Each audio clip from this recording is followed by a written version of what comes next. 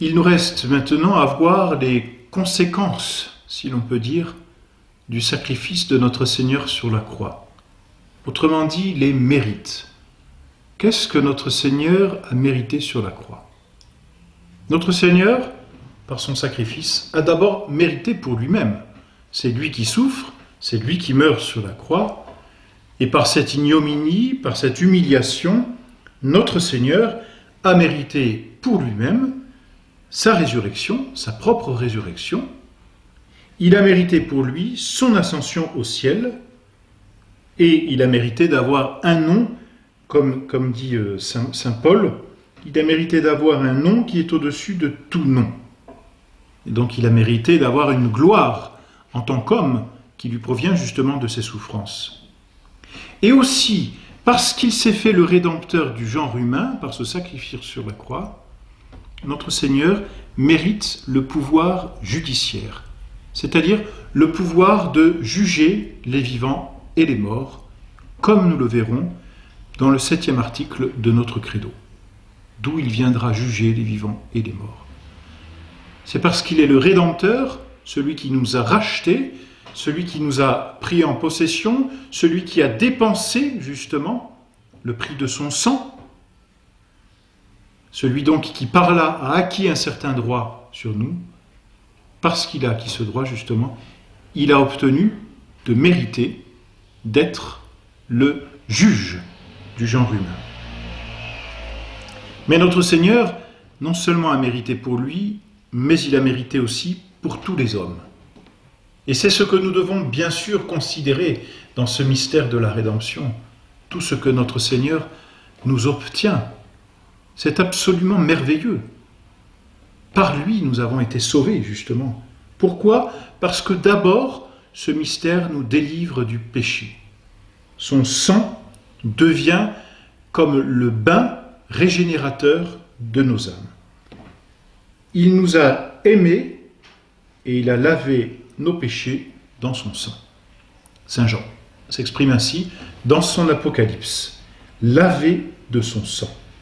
Donc il nous a délivrés du péché. Non seulement il nous a délivrés du péché, mais nous le savons en nous rachetant, il nous a affranchis du pouvoir et de la puissance du démon. Maintenant, le prince du démon va être chassé, le prince de ce monde. Et notre Seigneur annonce d'ailleurs à ses apôtres avant sa mort, c'est quand on relit dans les chapitres de Saint Jean, ces chapitres qui précèdent sa passion, le discours après la scène, notre Seigneur annonce à ses apôtres qu'il a vaincu le monde et qu'il va nous délivrer justement de cette possession par le démon. Il nous a rachetés. Et alors, en nous rachetant, conséquence, c'est-à-dire en nous ôtant de la possession du démon, en lavant nos péchés, conséquence, que fait-il? Il nous délivre de la mort éternelle. Le cardinal Pie disait, nous n'avons par le péché qu'un seul droit, c'est le droit à l'enfer.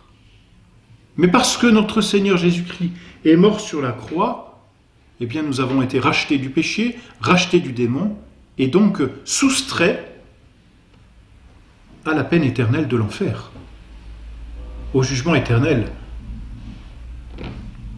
La mort est la solde du péché, dit saint Paul aux Romains, mais la grâce qu'on reçoit de Dieu, c'est la vie éternelle en Jésus-Christ notre Seigneur. La vie éternelle. C'est tout l'inverse, justement, de la vie de l'enfer. En nous rachetant, ou plutôt en nous soustrayant aux peines éternelles de l'enfer, notre Seigneur nous a réconciliés avec Dieu son Père. Et là encore, saint Paul s'exprime de façon très claire, nous avons été réconciliés avec Dieu par la mort de son Fils. Nous qui avions perdu le statut d'enfant de Dieu par le péché, nous retrouvons par la réconciliation dans la mort de son Fils ce statut d'enfant. Et par la grâce, le chrétien est en toute vérité enfant de Dieu, frère du Christ, et donc, dit saint Paul, co-héritier du Christ. Et oui, et c'est la cinquième conséquence, cinquième mérite que nous obtient notre Seigneur par sa passion, il nous permet à notre tour d'avoir part à l'héritage céleste. En redevenant enfants de Dieu, eh bien nous avons droit à l'héritage que nous promet Dieu, à l'héritage qu'il a déjà donné à son Fils, et qui est le gage aussi de notre propre héritage. En mourant sur la croix, en nous faisant à nouveau enfants de Dieu, eh bien, nous pouvons avoir part à la vie éternelle. Nous pouvons entrer, dit saint Paul aux Hébreux, dans le sanctuaire avec assurance par le sang de Jésus-Christ. Le sanctuaire, qu'est-ce que c'est ? C'est le ciel éternel. Voilà donc les mérites que nous obtient notre Seigneur sur la croix. Simplement, si notre Seigneur nous obtient ces mérites, pour tous, c'est entendu, car il est mort sur la croix pour tous les hommes, il n'empêche, et c'est peut-être ce qu'il y a de plus délicat pour nous, de plus difficile, disons, il n'empêche donc que ces mérites ne sont appliqués à nos âmes, c'est-à-dire nous ne pouvons jouir de ces mérites que si nous prenons part à notre tour à la passion de notre Seigneur. Que si nous nous associons à notre tour librement et volontairement à la souffrance de sa passion.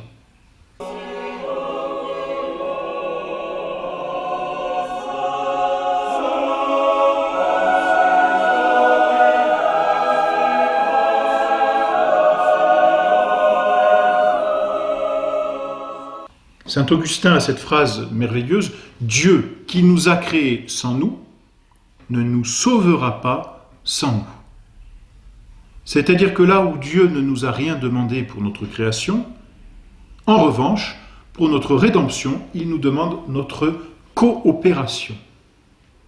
Nous devons coopérer à la passion de notre Seigneur Jésus-Christ. Et saint Paul s'exprime ainsi aux Colossiens, « J'accomplis dans ma chair ce qui manque aux souffrances du Christ pour son corps qui est l'Église. » Cela ne veut pas dire justement que la passion de notre Seigneur est incomplète. Dans ce cas, elle ne serait pas universelle et elle ne suffirait pas à nous racheter. Ce ne serait plus le mystère de la rédemption. Non, la passion de notre Seigneur est parfaite, elle est complète. Simplement pour qu'elle s'applique à nos âmes, il faut notre propre coopération. Et c'est en ce sens que saint Paul dit « J'accomplis dans ma chair ce qui manque aux souffrances de Jésus-Christ ». C'est-à-dire que nous qui devenons membres du corps mystique qu'est l'Église, qui appartenons à l'Église par le sang de notre Seigneur Jésus-Christ, nous devons désormais coopérer à cette passion et souffrir dans notre chair à la suite de notre Seigneur. Jésus-Christ lui-même avait été clair, celui qui veut être mon disciple, donc celui qui veut me suivre, qu'il se renonce, qu'il prenne sa croix et qu'il me suive. Donc notre Seigneur nous l'avait déjà dit. Nous voulons être rachetés. Bien, dit notre Seigneur, je fais tout moi-même. Mais attention, vous devez me suivre. Je fais la part principale, mais vous devez avoir une petite coopération. Et nous sommes un peu comme ces Simon de Cyrène qui, à la suite et derrière notre Seigneur, vont porter une partie de sa passion, une partie du bois, une partie de la croix.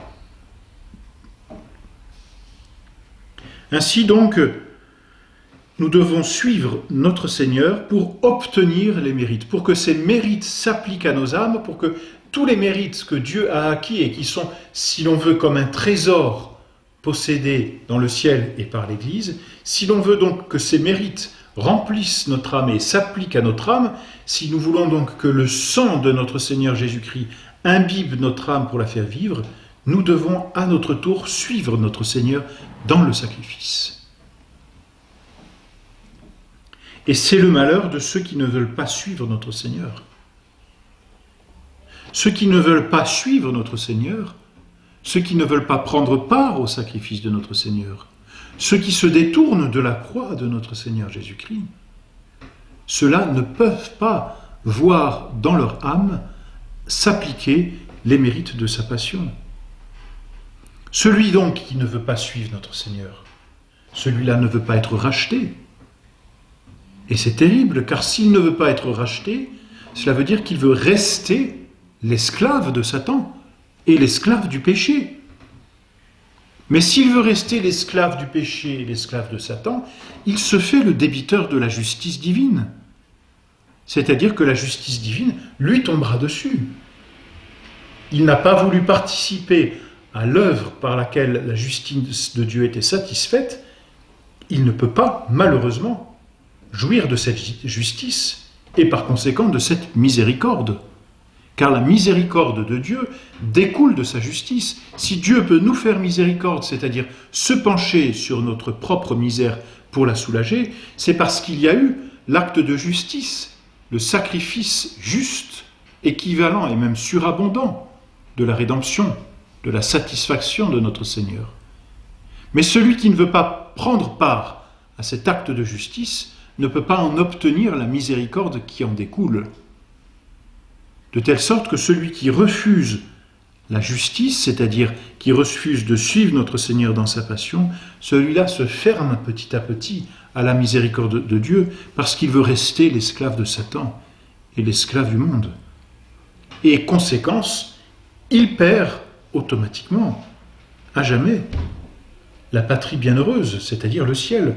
Le ciel se referme à lui. Ce ciel que notre Seigneur a conquis sur la croix ne peut pas lui être obtenu s'il ne part à la suite de notre Seigneur en portant sa croix.